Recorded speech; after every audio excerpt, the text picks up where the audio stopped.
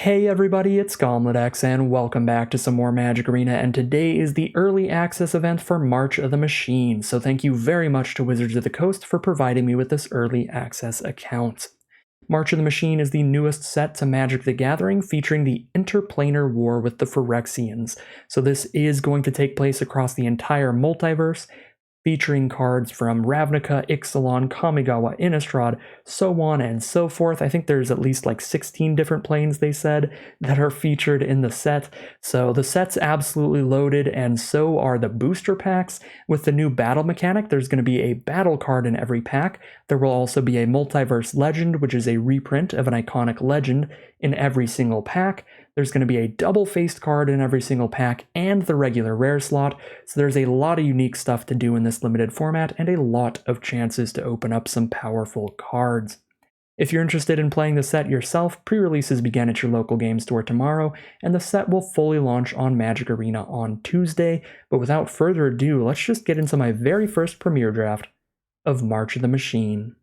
And it is worth noting that today's video will be unedited. I am just going to upload the raw footage of the draft straight to YouTube as soon as I'm done drafting, to give you all a look at the format as quickly as possible and to give me some more time to record extra videos throughout the week.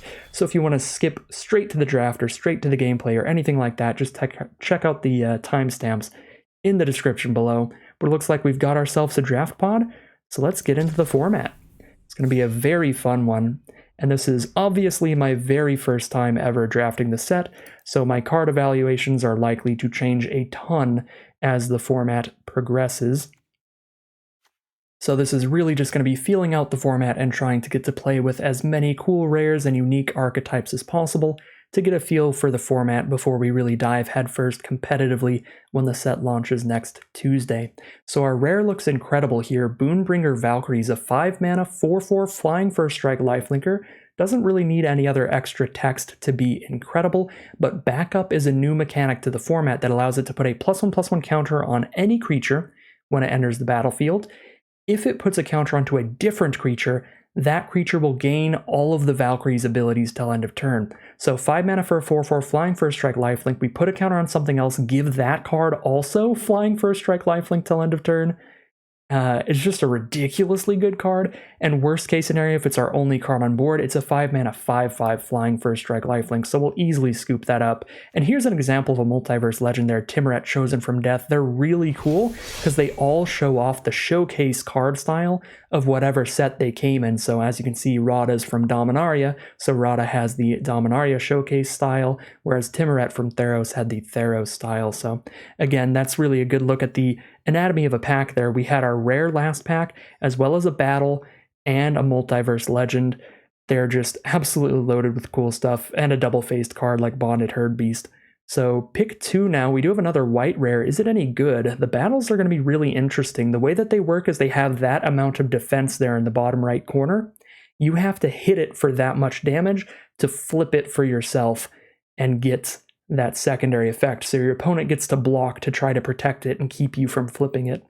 So look at your opponent's hand, exile non-land, make it so it costs more to cast. Seems kind of bad, but if you can flip it, you get to put a +1/+1 counter on all of your creatures that attacked this turn, and you can sack it to get them hexproof indestructible. That doesn't seem that good, but it is a new rare to try out, and it's featuring the new battle mechanic, and it's on color for Boonbringer Valkyrie, so I will go ahead and try it out here. Again, pick order is going to change drastically here. I'm not going to have the most competitive, perfect picks in my very first draft of the format. We're just going to try out some new stuff and have a good time. So for pack 1, pick 3, yeah, look at that. Getting to see creatures with the Strixhaven Mystical Archives card style is so nice. I love the Multiverse Legend card slot. Really, really cool stuff. Gift of Completion looks like a very cool uncommon featuring the new Incubate mechanic.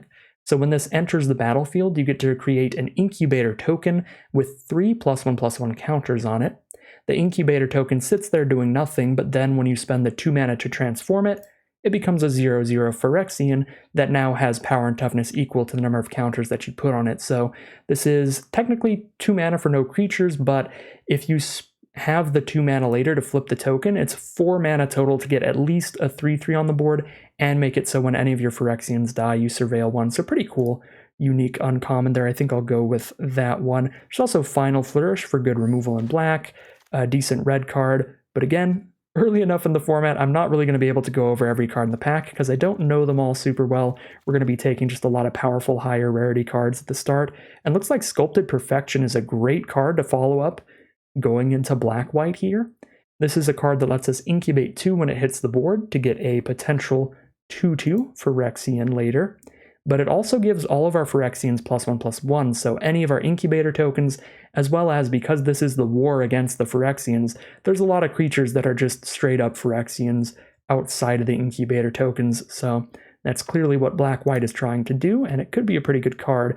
We could also just take Vanquish the Weak here for just excellent removal in black, but that's a little bit less interesting, a little less unique. Let's try out the new hotness with the Sculpted Perfection.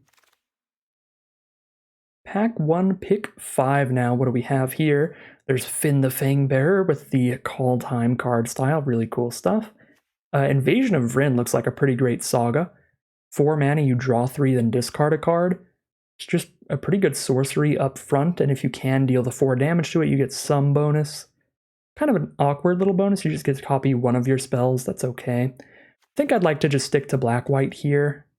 For now, if I can. Nothing super powerful it looks like in black or white, but there's Aetherblade Agent, which looks nice.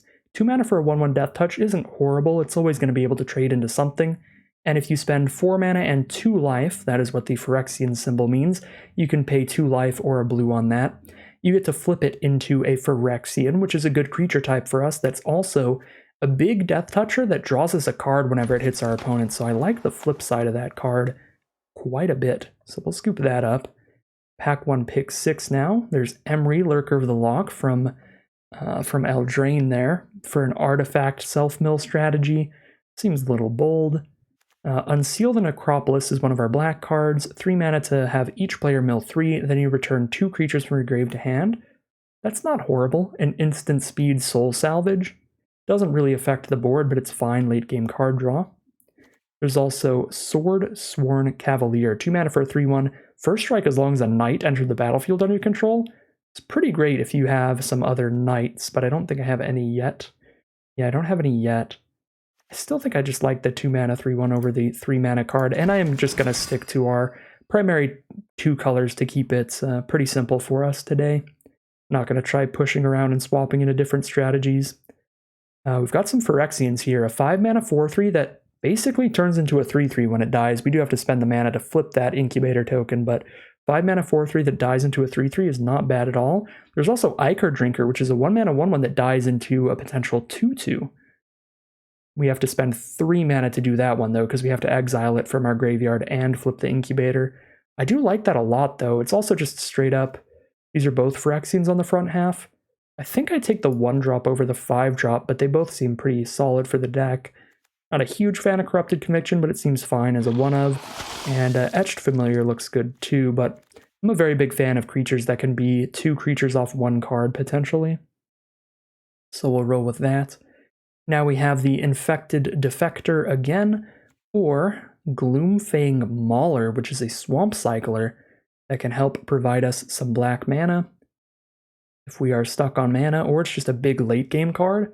7 mana, 7/7 menace if you put the counters onto itself. That's a really big top end card. I like the land cyclers quite a bit. Also a pretty good red removal spell, Shatter the Source. The thing that makes this great is it has Convoke and its instant speed. We could definitely be blue-white knights as well with Marshal of Zhalfir, but I think I have some good black-white Phyrexian uncommons as well. Stick to what we're doing right now. Phyrexian Archivist is literally the Cogwork Archivist from Strixhaven. That's kind of cool. 1 mana 0/1, backup 1. So a 1 mana 1/2 that when it dies puts a counter on another creature you control. That's interesting. I don't know if that's all that good. Maybe we just want the 3 mana 3/2 Phyrexian or the Timuret. Timuret's kind of hard to cast, but pretty good ability. I'll go for Timuret. How often do you get to play just completely cards from completely different sets in your limited formats? We'll take a Timuret there. Etched Host Doombringer, pretty good at fighting battles. Make your opponent remove 3 defense counters from the battle, or you can put 3 defense counters on your own. If you have a bunch of good enter the battlefield effects, Scroll Shift can duplicate one of those, which is interesting. But I'll take the Phyrexian Demon. Just take everything that says Phyrexian on it. Be pretty happy. Yep, we're just going to force black-white here. We have a super, super powerful white card, and then just a lot of black cards. So I think we're pretty fine to just force our color pair, as well as I've said many times, keeping the draft nice and simple. Deluge is pretty bad for us, because it's going to hit our white creatures pretty hard. Plus, this is a best of 1 draft, not a best of 3, so we can't sideboard it in against a green-white deck or anything. So we'll take the decent cut short removal spell. I think Bladed Battle Fan looks like kind of a nuts combat trick. 2 mana to give something +1/+0 indestructible till end of turn, and then you just have this equipment for the rest of the game, which is pretty cool. Move it around for 1 mana to just keep giving things +1/+0.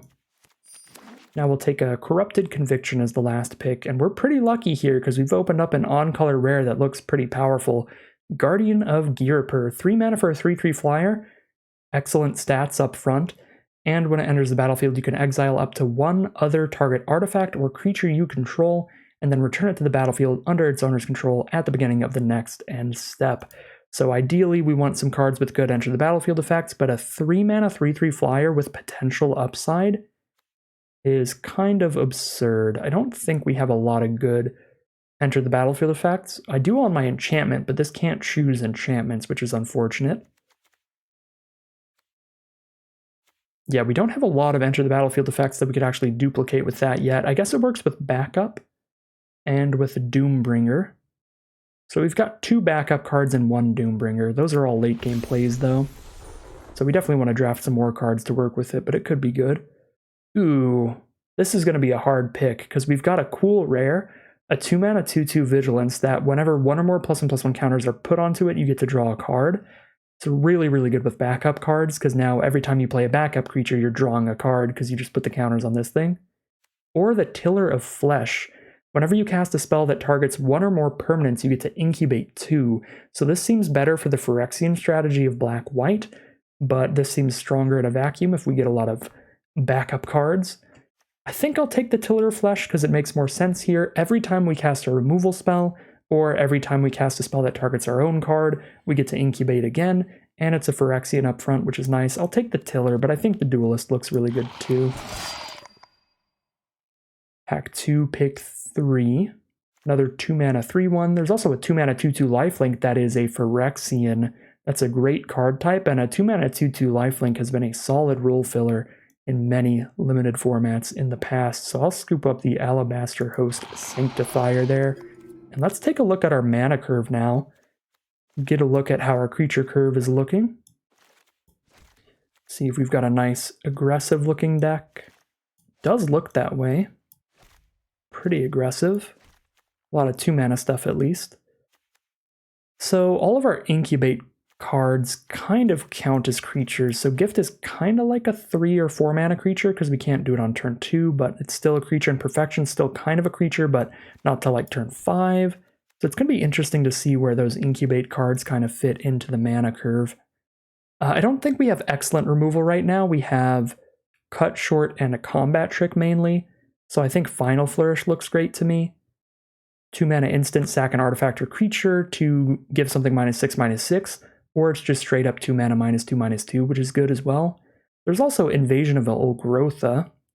When it enters the battlefield, deals 3 to any target and you gain 3, and if you can flip it, then you get Grandmother Ravi Sengir, which is hilarious. Yeah, battles are the new card type, the new hotness. I'll try another battle here. There's also that Tiller of Flesh, but I actually don't have a lot of great targeted removal for the Tillers yet. I probably should have taken the backup card over the Tiller if I had taken a look at my deck earlier like I just did now. I think I would have, because again, we're actually very low on just straight up targeted removal right now. We have a Cut Short, and that's it.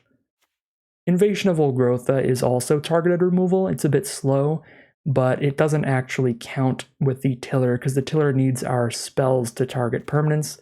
This is technically the ability of Invasion of Olgrotha that's targeting a permanent and not a spell that's targeting a permanent.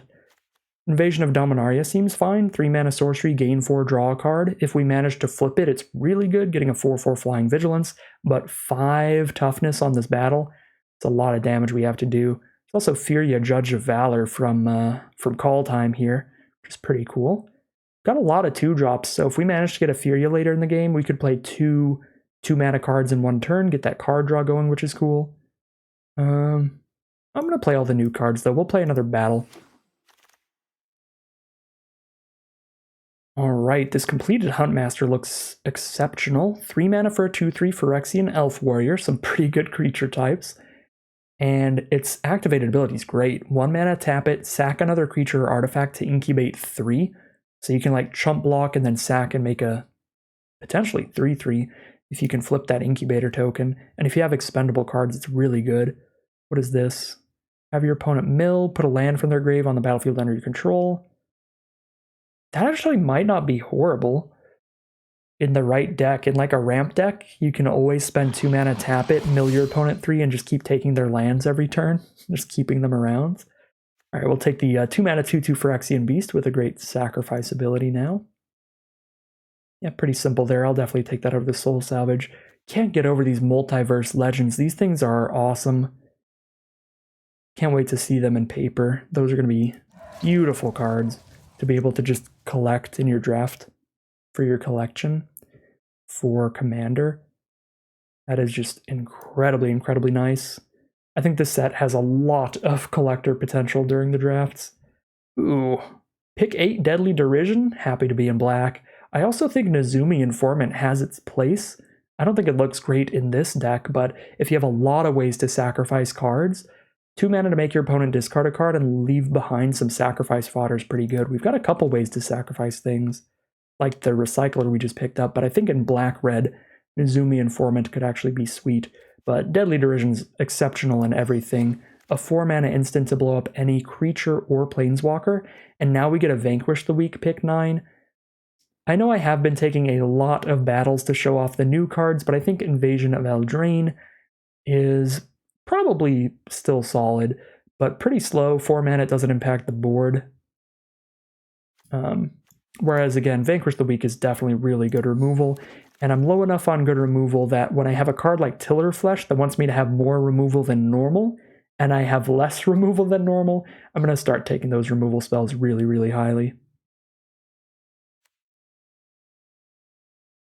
I'm going to let people play with the cool battles. We'll just take the Deluge even though it doesn't fit in here.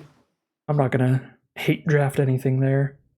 I want to run up into all the cool new stuff when we get into our gameplay. I do have 1 Corrupted Conviction already, and this is a card that gets significantly worse when you have multiples, because drawing 2 in the same hand is pretty rough.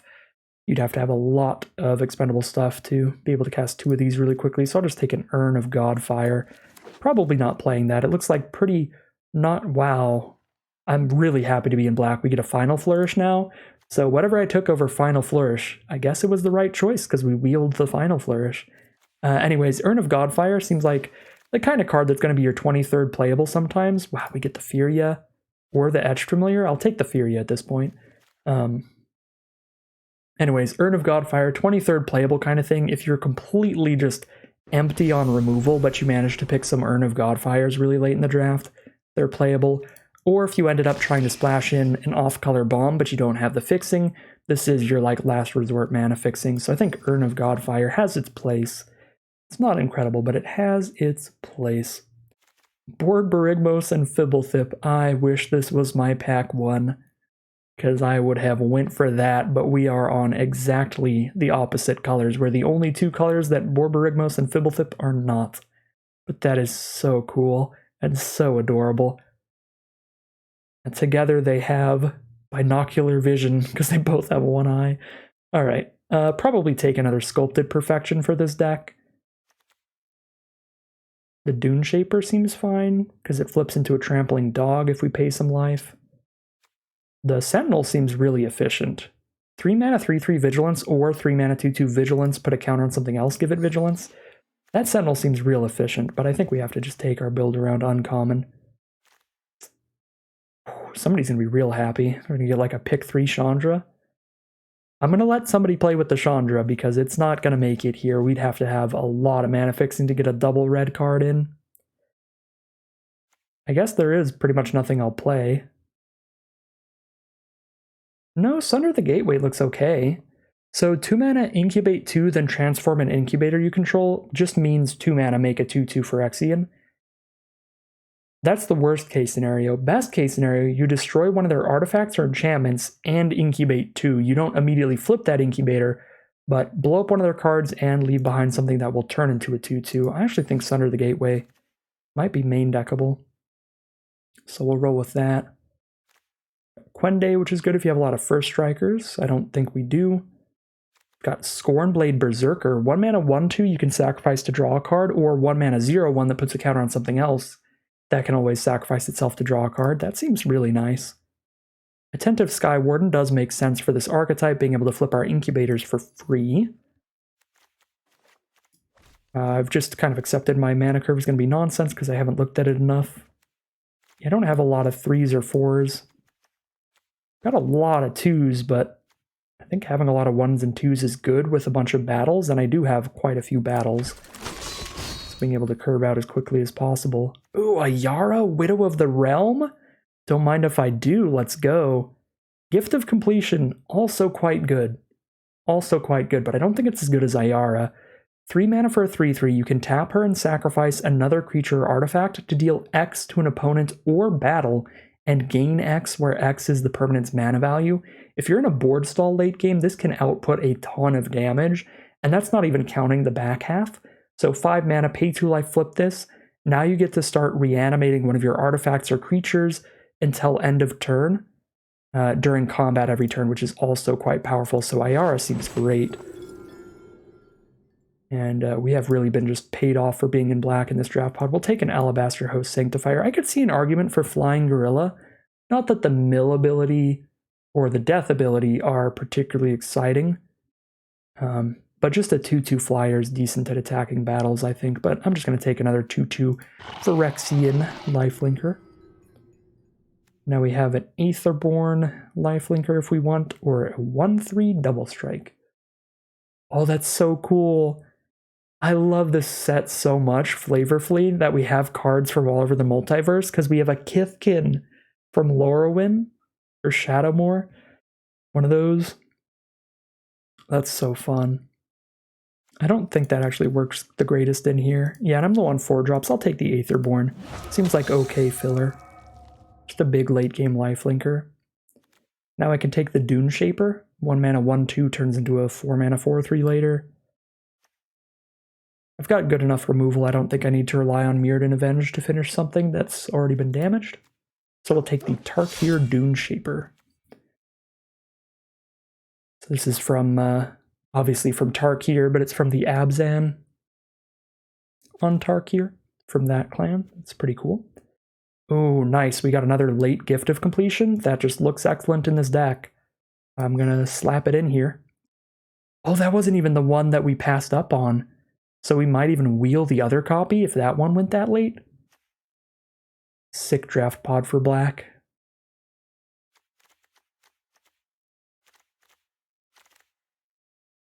All right. Another Dune Shaper, a 2 mana 3/1, 5 mana 4/3. Got that curve again. I think I've got a lot of good late game stuff with all these Sculpted Perfection style plays. I might take another little 1 mana 1/2, because again, I've got a lot of 2s as well. I think just curving out with like 1, 2, and 3 mana cards, a lot of which can turn into Phyrexians, and then just slamming down a bunch of Sculpted Perfections, seems like a strong way to try to end a game. Probably what we're doing. Now I can take these random flyers to help try to flip our battles. Traumatic Revelation does make a incubate 3, I guess, if we don't make our opponent discard a card. I suppose Kite Sail is probably not unplayable in the format also as a way to help flip battles. I think I'm going to end up cutting either, but Revelation's probably more likely. We'll take Kite Sail. I think that Revelation is more likely to be cut. We have to make so many deck building choices. It's going to be sweet. Another Flitting Gorilla or the 5 mana 4/3 thing. I feel like either of these is relatively likely to get cut, but I'll get another flyer for battles. I have 3 battles in this deck.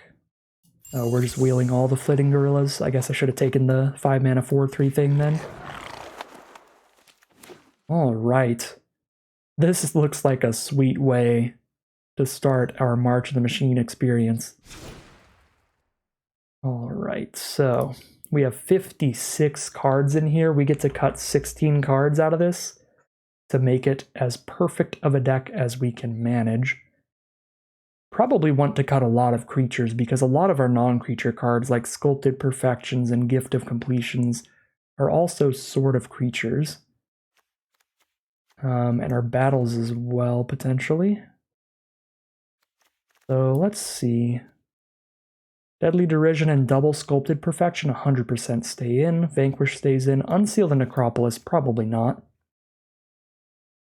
It's just exclusively card draw, late game recursion. Cut Short is probably our least flexible removal spell. The Convoke is really nice, but only tapped creatures. It's a little bit rough.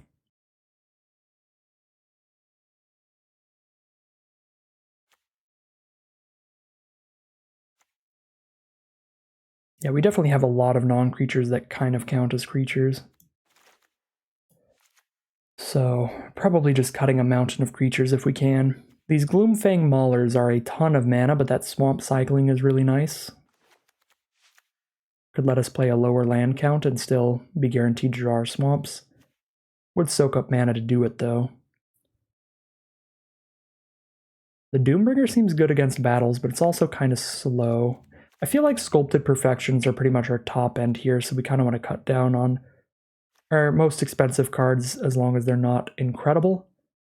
It's like I might even cut Invasion, but I want to play with these battles, so we're definitely keeping the Valkyrie. Could maybe cut Furia, but I'm just going to cut Doombringer for sure.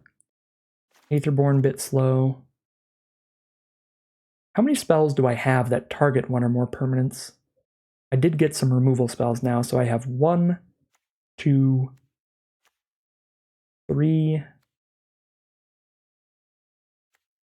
4, 5 if I play Cut Short that technically trigger the Tiller of Flesh. That actually might be too slow, too few of them.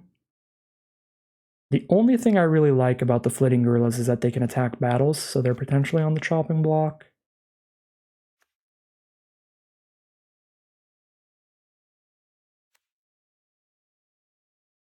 Guardian is just phenomenal, even if we don't have Enter the Battlefield effects.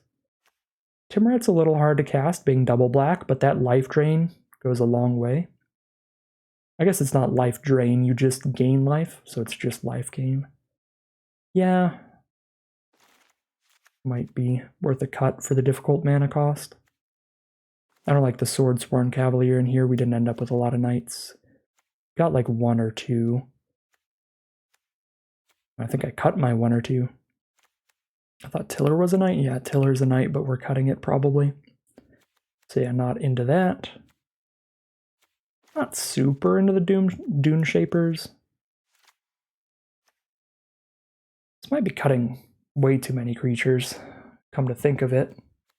Got a lot of straight up removal, so the equipment kind of combat trick thing is definitely less exciting when we can just kill creatures straight up instead of trying to find ways to kill them during combat. I'll cut the Battle Fan. If I cut the Gorilla, if I cut all of this, I still need to cut more cards. This is 43?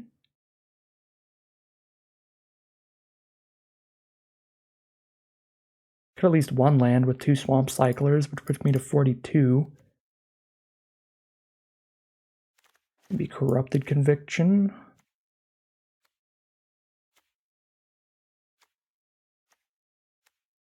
I think I have just a lot of incidental value from cards that count as like 2 cards in one. Like the Ichor Drinker is sort of 2 cards in one. Basically all of my Incubate cards.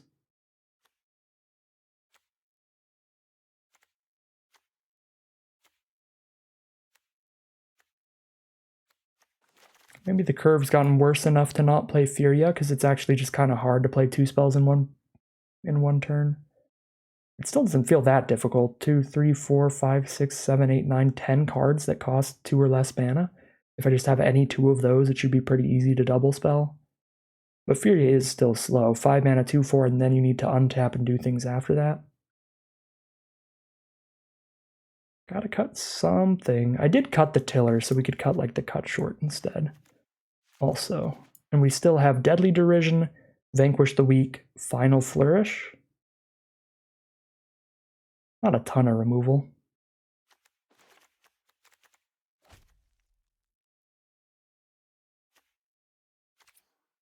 Oh, Invasion of Old Growth as well. It's not the best removal, but technically counts.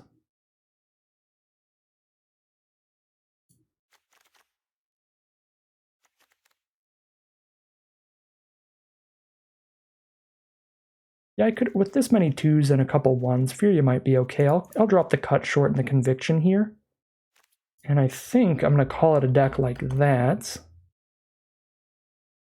But before we fully complete this deck and get into the deck overview before we head into gameplay, I do want to check out the store real quick.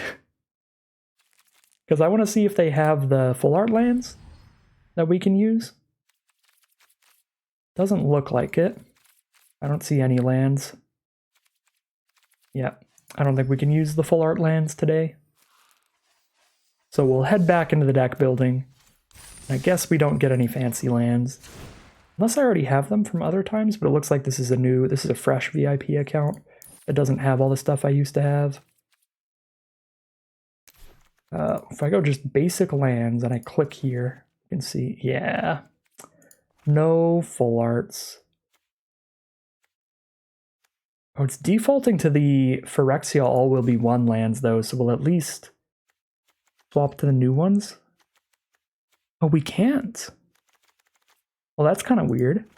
I have the new March of the Machine Mountain, but I don't have the Swamp or Plains. Like, you can take a peek here. Phyrexia is the newest set that it's showing. Alright, well that's a little weird. We don't get to make the deck all pretty and all fancy. But I will go ahead and call it a deck there. We'll just call it Perfection for the double sculpted perfection. And here is where we will put the timestamp for those who just want to see the completed deck.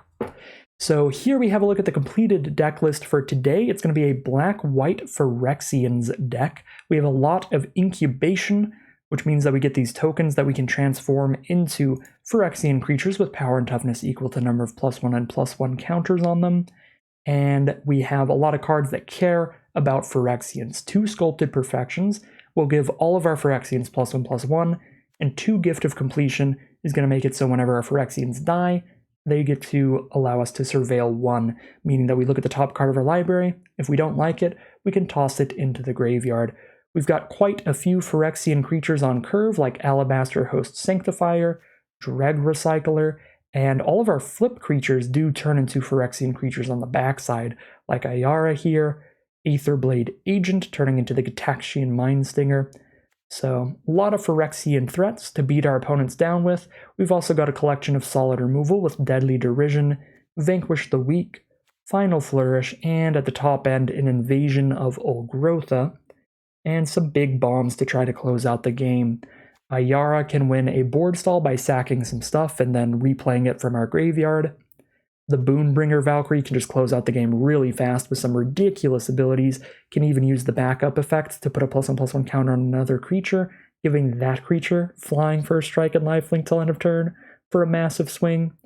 And we've even just got some gigantic Gloomfang Maulers for massive menace creatures at the top of the curve. So looks like a pretty interesting, pretty fun deck here. The curve looks a little weird, because we do have a real big stack of 2s and then not too much going on at like 4-5, but that's where the incubation really comes into play, giving us a way to spend our mana throughout the game. We can just start transforming all our tokens on turn 4 to fill out that mana curve. So I think this deck is going to play pretty well, but I have no idea because it is my first experience with the format, but I'm definitely excited to play with this deck.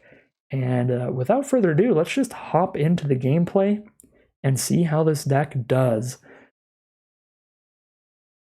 I hope that this archetype is awesome, because it looks really fun. I really like the incubate mechanic in general. It reminds me a little bit of like food tokens and clue tokens, where they give you these little artifacts that you can spend 2 mana at instant speed to get some value off of. The clues would let you draw a card, the food would let you gain some life. This is like the creature version of that, so for aggressive players like me that just like playing creatures and attacking, we have incubate tokens now that give us a way to spend our 2 mana at instant speed. Yeah, that is what I really like about incubation. The fact that it's at instant speed is so nice.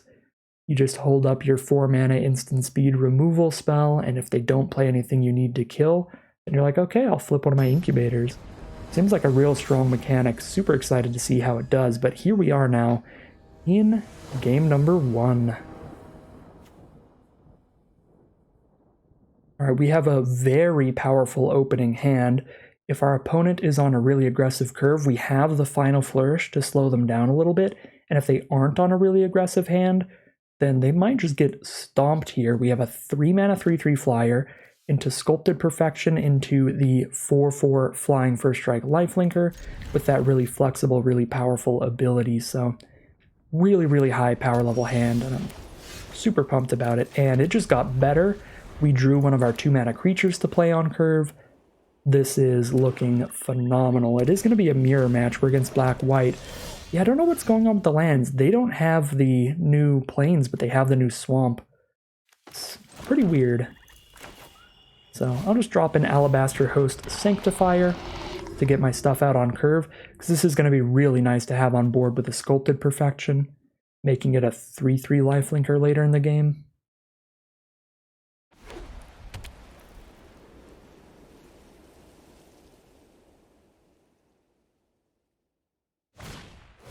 Phyrexian Censor is their play. Each player can't cast more than one non-Phyrexian spell each turn. Non-Phyrexian creatures enter the battlefield tapped. Interesting. That seems pretty solid. I think we're just playing our 3/3 flyer. I could play an Ichor Drinker and a 2/2. I think I'd rather just get into the sky here.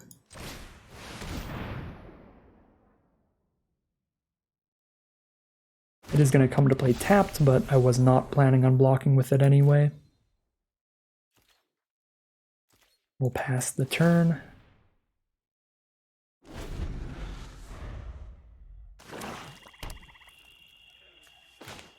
Got a great creature for sacrifice fodder for this Final Flourish, so if the Censor annoys me enough, could kill it with the Final Flourish sacrificing my Ichor Drinker.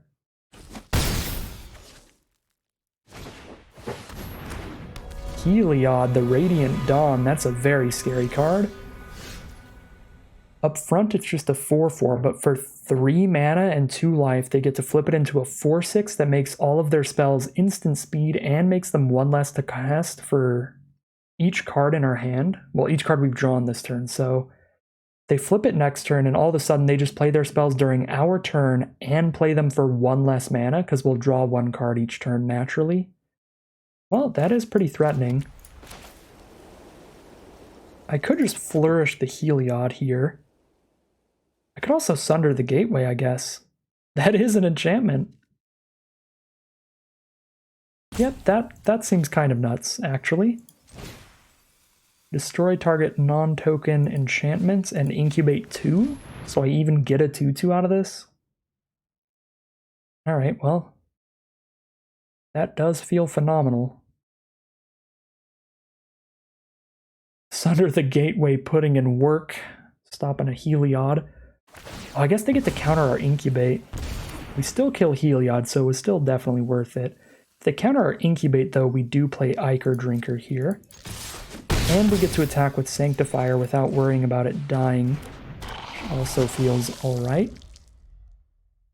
Yeah, that was definitely the line, even though they could sack the Heliod to stop us from getting the Incubator token with their Dreg Recycler. Alright, we'll take our 5 damage, down to 13.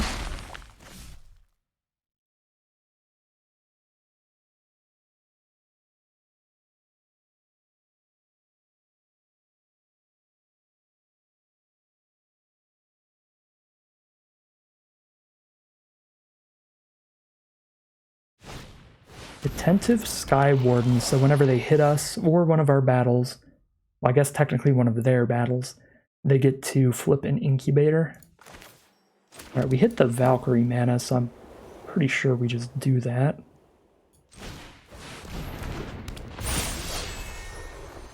Buff the Ichor Drinker, everything gets to attack here. But if I buff the Sanctifier, I'm going to be leaving a 3-3 out, which is good on the board. Nothing better than a 2-2. Although Sculpted Perfection would make that a 3-3. Yeah, with Sculpted Perfection in hand, I think I actually buff the Ichor Drinker.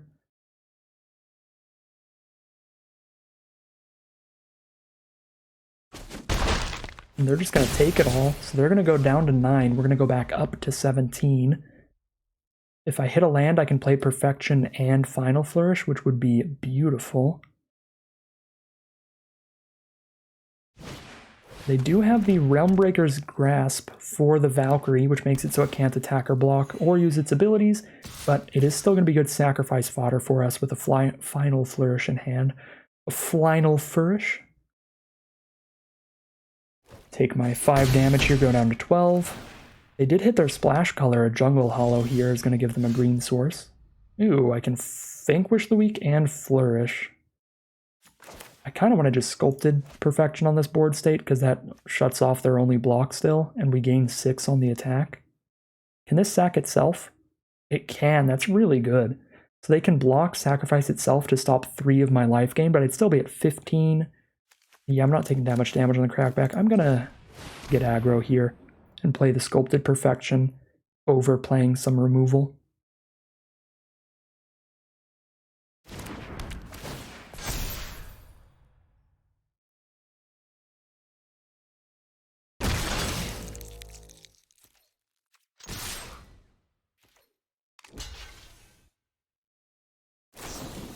Angelic Intervention, very, very good card here. It's going to win combat and give it protection from the colors, so it's not even dealt damage, so we don't get to gain the life there either. Yeah, that's a pretty great combat trick. Oh wow, that's literally, there was a core set that had basically the same combat trick. It had a different name, but it was one of the best combat tricks that we had in a long time, so this card is going to be quite a powerful role filler. Get a +1/+1 counter. You can win a combat against another creature with protection. You can counter a removal spell with protection. You can do so much stuff, and here's going to be something really cool to show off as well. Incubator tokens, if they've been around, you get to attack the turn you flip them, because they've been on the board. So it is not summoning sick here. So I'm just going to try to find the kill right now, force them to sack the Recycler, and then attack with everybody, and they have no blocks. I guess I already technically have lethal on board. Yeah, I probably shouldn't have Vanquished. That was overkill. Just keep it in case they have a flash creature that changes things. Keep the Final Flourish up. Maybe they have the untap combat trick. I think there is an untap combat trick in green. So yeah, I think I should have held up Final Flourish there, but regardless, we will still find the victory. Really, really good stuff from the deck overall, but mostly we did draw our big, spooky, rare angel, and that put in quite a bit of work. But huge shout out to the main deck enchantment removal for Heliod. That was pretty helpful as well, I would say.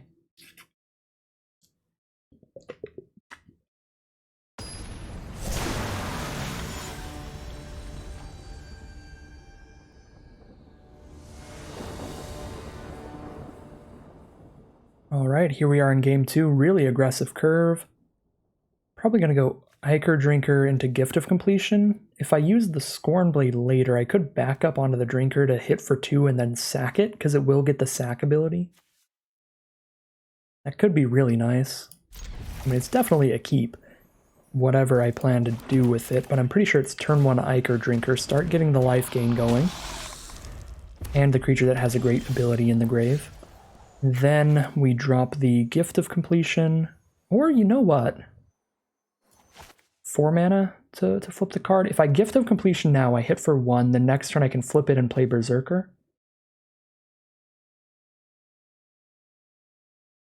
Yeah, that seems decent as a curve, but I could also play Berserker now to hit for 2 with Drinker and sack Berserker immediately. But then next turn I play Gift, I don't flip it. There's a lot of choices in this format. It's shaping up to have a lot of options during the gameplay, for sure. I think I'd do the Gift of Completion thing first, and then next turn Berserker and flip the Incubator. And we're attacking for 5 next turn. Oh, that's real good against the 1/1. Yeah, this is going to be a beautiful turn. So now we can play the Berserker. Counter on the Drinker. Flip the Incubator and attack for 5, and they have no good blocks.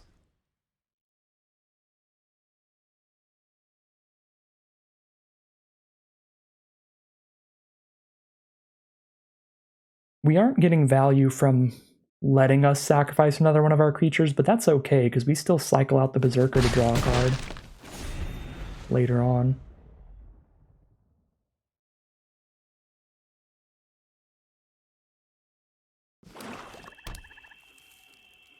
Our opponent has 3 mana up. They're going to play Invasion of Tarkir. That is a very, very powerful battle, and that is why it's mythic rare. It does 2 damage to anything when it hits the board, and if they flip it, it turns into a giant dragon that hits for 2 every time it attacks.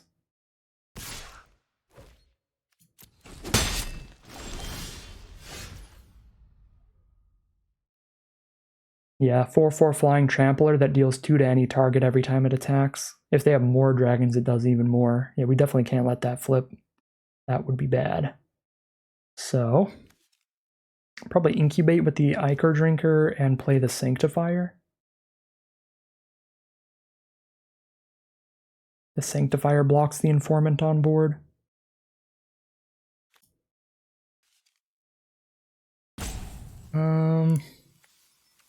I mean, it's mildly risky, because then if they have some kind of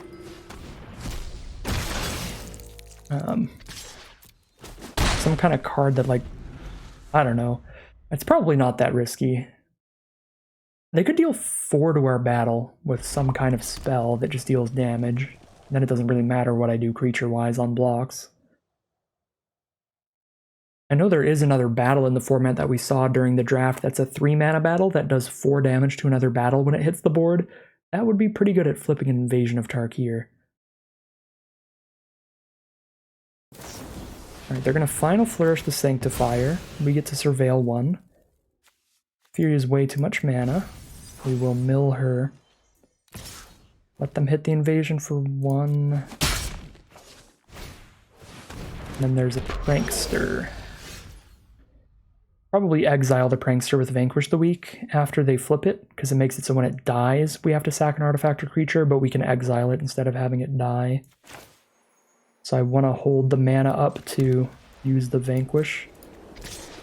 So I'm going to threaten to flip an Incubator while also having the mana to Vanquish and sack Berserker.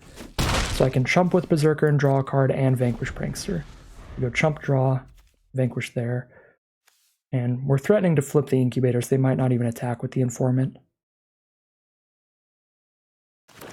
Because the Incubator could block it as a 2/2.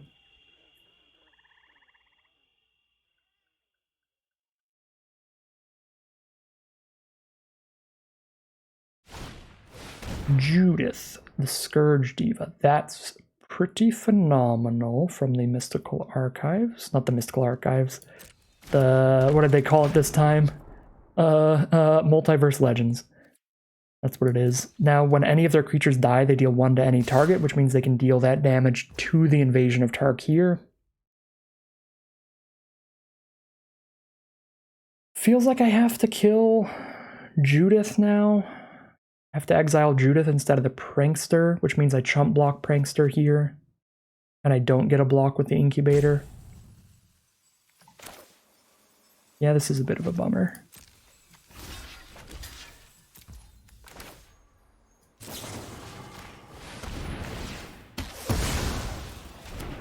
Oh, this isn't exile.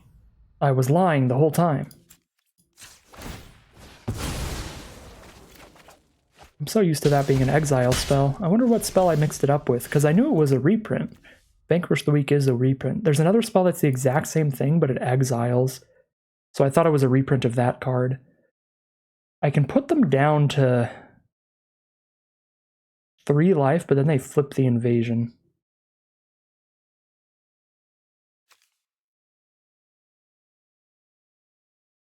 But then they're at 3 life against a Dreg Recycler.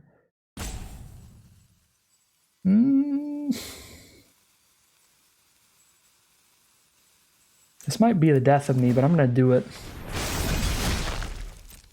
Going for it.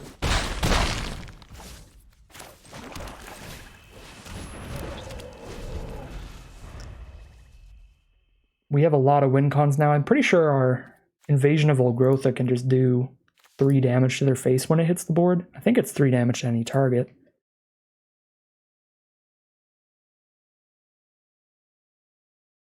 In order to flip the Invasion of Tarkir, they have to attack it with both creatures. And I can block and kill the Informant.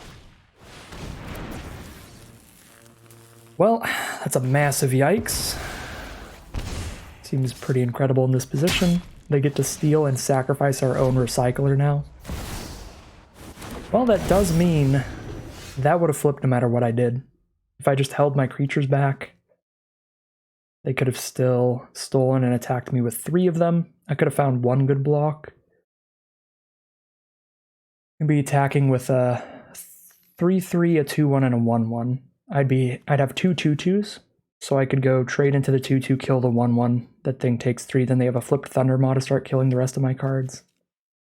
Yeah, and they'd be at 8 instead of 4, or 9 instead of 4.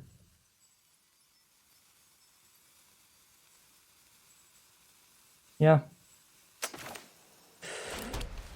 I think that looked pretty bad, but the alternative wouldn't have us in a better position either. We kind of just got.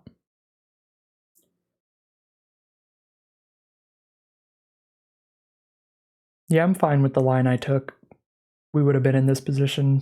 We would have been in a really bad position either way.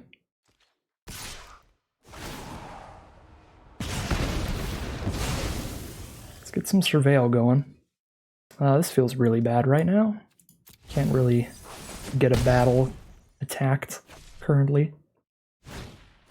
Need damage dealt to it. Ooh, hey, Gloomfang Mauler.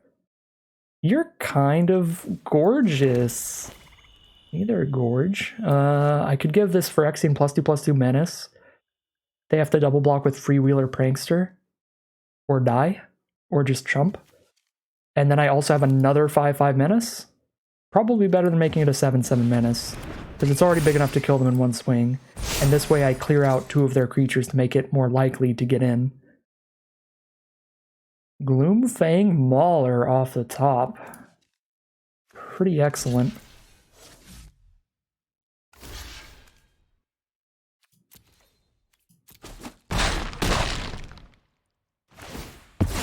Get to Surveil again. Get that Plains out of here.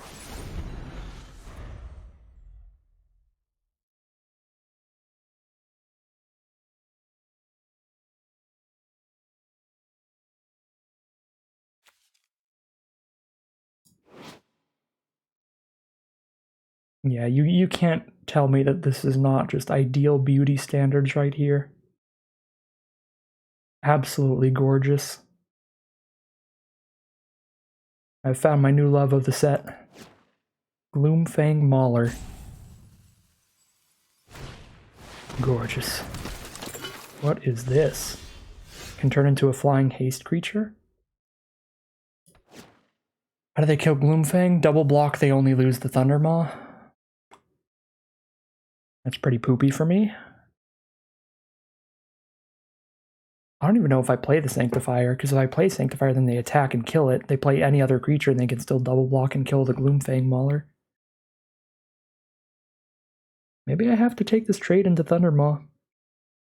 It actually does seem probably reasonable, because if I don't deal with Thundermaw and they keep playing more creatures, they can just keep killing everything I play pretty consistently.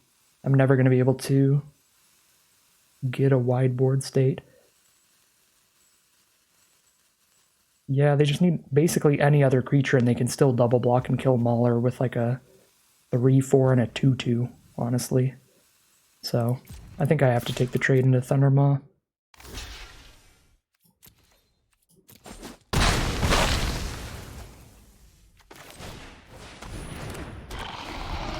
I guess they do have to pay life if they want that to be a 3/4, so they have to go down to 2, which is risky.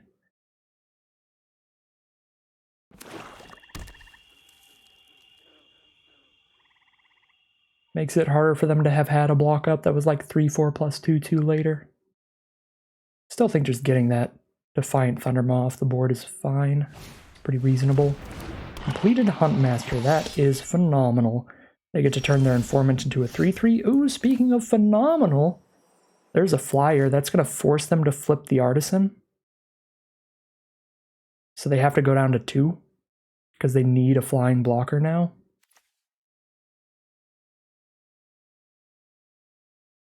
Yeah.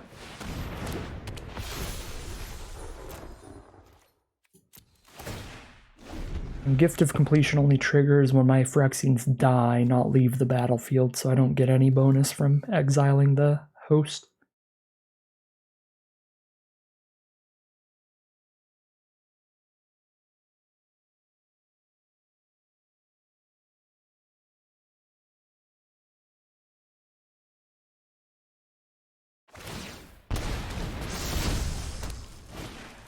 So there's the flip to have the flying blocker up. And they are going to pass the turn. We draw land off the top. I think we pass back. And it is a top deck war. 18 life to 2, though. Any removal finds us the kill. Okay, we lost.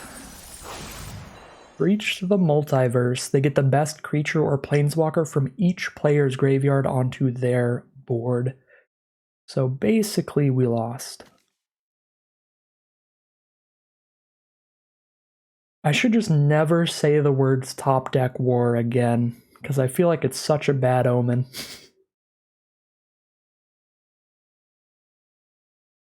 That had to be the best draw in their entire library. Yeah, and they milled our Valkyrie to gain a ton of life. They also milled another rare of their own, Trample Haste. When it deals combat damage to opponent, it also damages our battle, so they flip the Eldraine, get another flyer, and start doing 2 more to us every turn. We are so beyond dead here, it's not even funny. I could have chump blocked, and then they only would have dealt 2 to us to deal 2 to the battle. But yeah, game is completely over. Well, we got breached pretty hard. That was a pretty close, pretty good game. All the way up till the end there, we just lost the top deck war pretty handedly. It was quite the bomb to end that game. We are 1-1 now as we head into game number 3.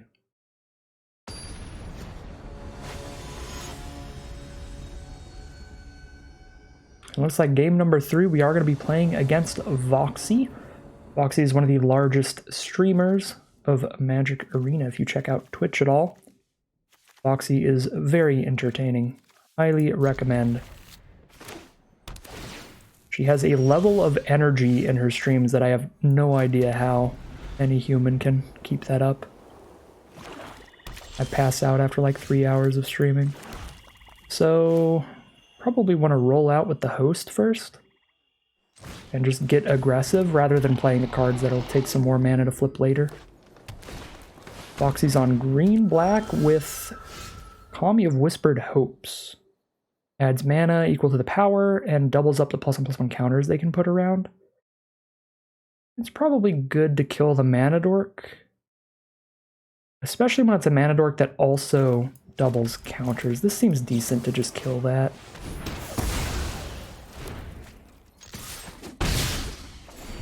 Because it's doing multiple things that could both be pretty threatening.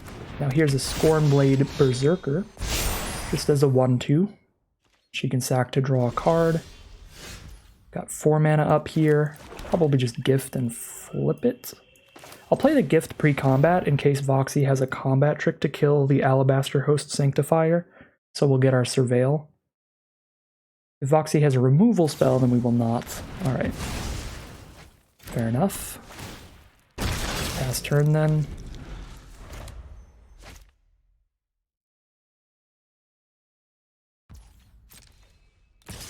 Well, show me the combat trick, I guess. Or the removal spell.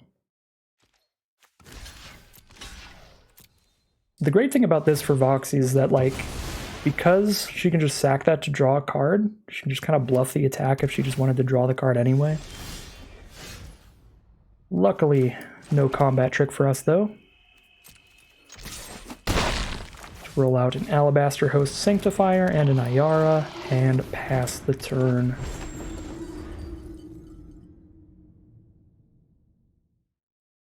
I might just flip Ayara immediately, get this Alabaster Host back, and hit harder. Whoa! That's a fancy Goreclaw. What is this? What card style is this? Because it is so cool. I don't know what card style that is, but that's the coolest thing I've ever seen. Alright, well, Goreclaw I think is threatening enough to offer a trade of Ayara into Goreclaw. Maybe not, I could just hit with a 3-3.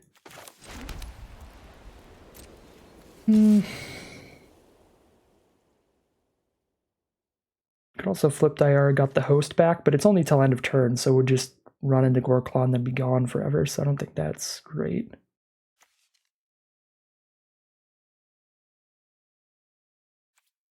I'm just going to send in the Phyrexian. I don't really want to trade Ayara off this early, but just a 4-3 kind of holds us off. Because this 3-3 I don't really want to trade off, and the rest of my board is 2-2s mostly. So Goreclaw's kind of chunky. I don't know what plane this card style is for, but I want to go to that plane again because that is really cool. Goreclaw was from a core set. So I don't know if we've ever been on the plane that Goreclaw came from. Care of Calcisma. Where is Calcisma? Is that on Tarkir or something? Oh, it might be Tarkir. I don't think we ever got a Tarkir card style, so this is what it is. It's like dragon scales on the side. Oh my god, that's an 18-6? Hi, Yargle. Well, pretty clearly have to draw removal. Goreclaw gives Yargle trample. Oh my god. So yeah, I'm just dead. Yeah, I'm just dead. I have been face exploded. I guess I can get another Phyrexian here and start surveilling for removal, but I have like one turn to draw it because I'm going to take 19 with trample. I guess I get to kill Goreclaw, so Yargle only gets one trample attack in theoretically, because Goreclaw has to attack every time to give the large creatures trample.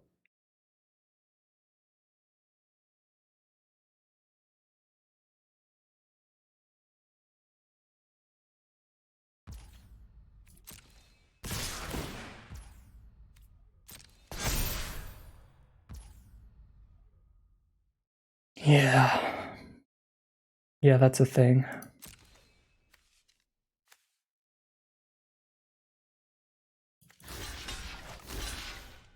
Go for the kill on Goreclaw, get trampled for 1 and 19, take 20 but gain 2. Surveil 2. And all the mana open in the world. Exile the Sanctifier. Can stop her from incubating and surveil still. But that might be dead on board. Not I crack back for 1, 2, 3, 4, 5, 6, 7, 8. The animate a thing from grave. How much am I taking here? I'm taking 19. I'm gaining 2. going to be at 24, take 19, 20, 21, 22. I'll be at 2 life, which isn't enough to flip Ayara. So I can't reanimate a thing with Ayara. I could Sculpted Perfection, +1/+1 to Phyrexians, deal 1, 2, 3, 4, and 1 there.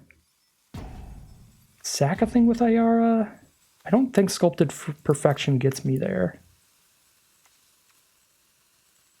I'm going to double check my life total. Gain 1, 2, 24, take 19, 20, 21, 22. Yeah, I can't flip Ayara. So I can't get a thing back from grave.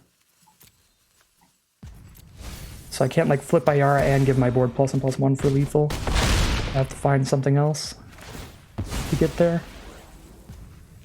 Corrupted Huntmaster's definitely not it. And Swamp is definitely not it. Okay. Well,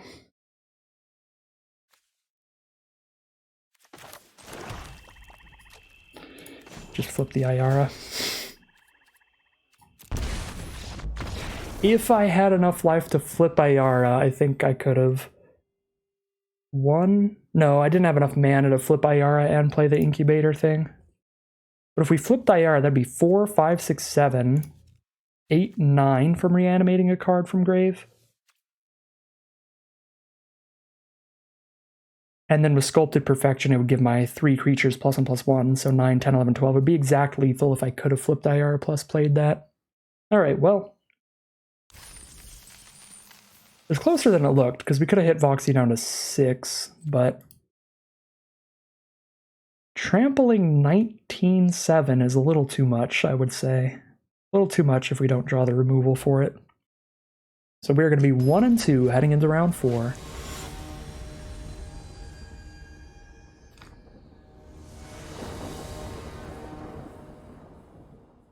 Alright, here we are on the play. No white source yet, but the majority of the hand is black. If we hit any land, we have Ichor Drinker into Huntmaster on 3, and some great pieces of removal.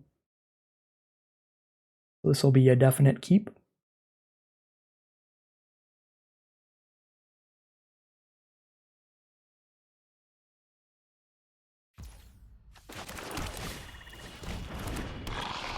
Alright, slam down an Ichor Drinker and pass the turn. Ooh, there's the Scorn Blade Berserker. Pretty good 2-drop. I like just making that a 2/2 lifelinker and keeping it around.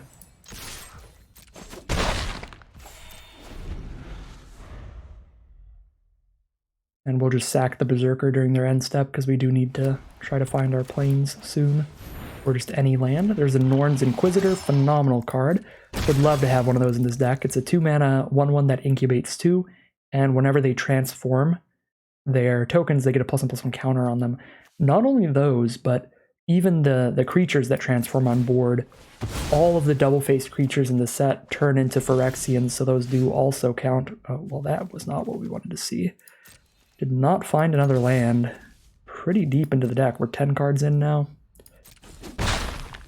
So kept the 2-lander, and we've drawn 3 more cards with no lands yet. Bit sketchy.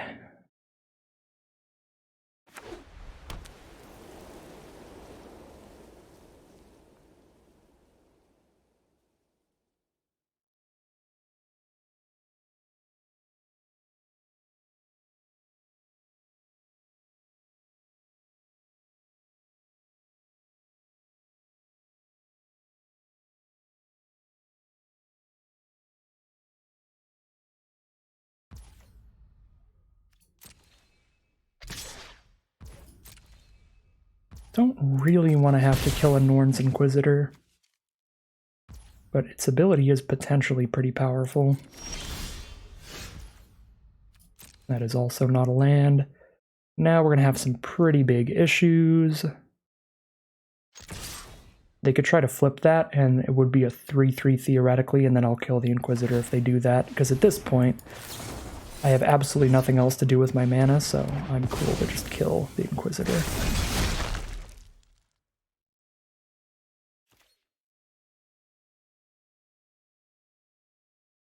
2/2 for 2/2 trade, so if we miss on any more land drops, we get to exile this from grave. No, they have a 1-mana combat trick in hand.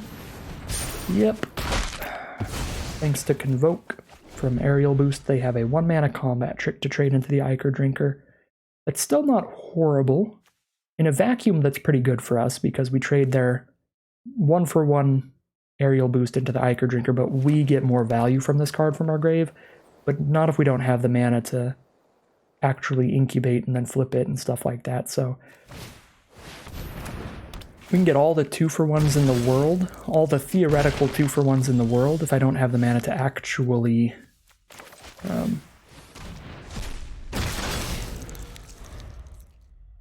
actually pay for all of them, then it doesn't really matter.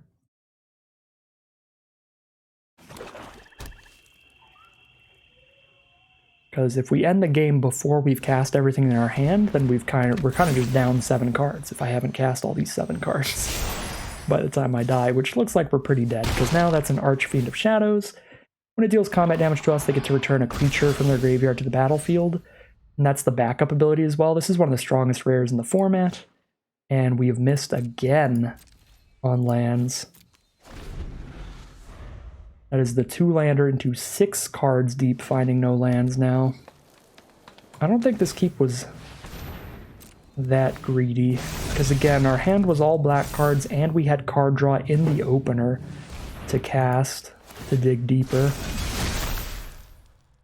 But it has panned out as horrifically as possible.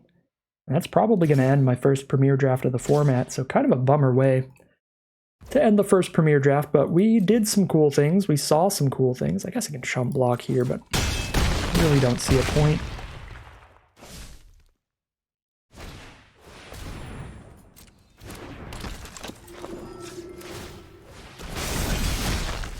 Well, we found a 3rd land. Not a plains, though, and we're very dead on board.